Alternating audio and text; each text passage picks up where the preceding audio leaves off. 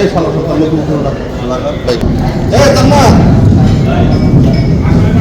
আচ্ছা বল শালা করে তাকাও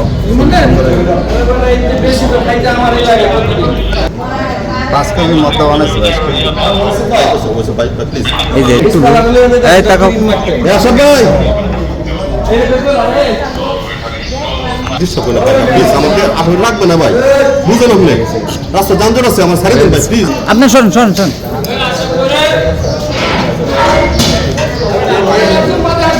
আপন ভাই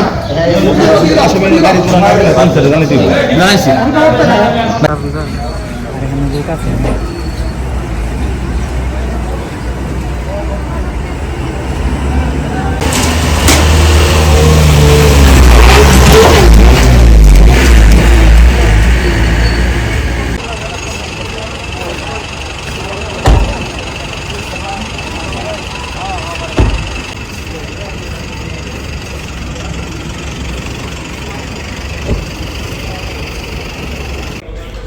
আপনারা জানেন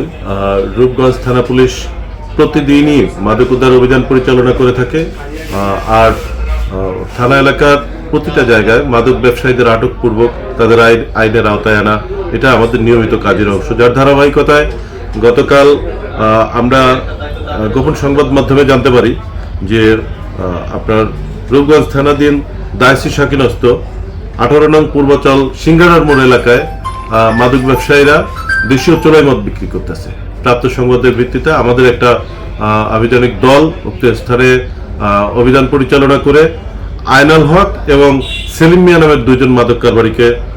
আটক করা হয় আর সেখান থেকে তাদের দুই মাদক কারবারির হেফাজত থেকে 30 লিটার দেশীয় চোলাই মদ জব্দ করা হয়। এ বিষয়ে একটা নিয়মিত মামলা রুজু হয়েছে এবং ইতিমধ্যে আমরা আসামিকে বিজ্ঞ আদালতে আসামিদ্বয়কে সোপর্দ করার প্রক্রিয়া সম্পন্ন করেছি।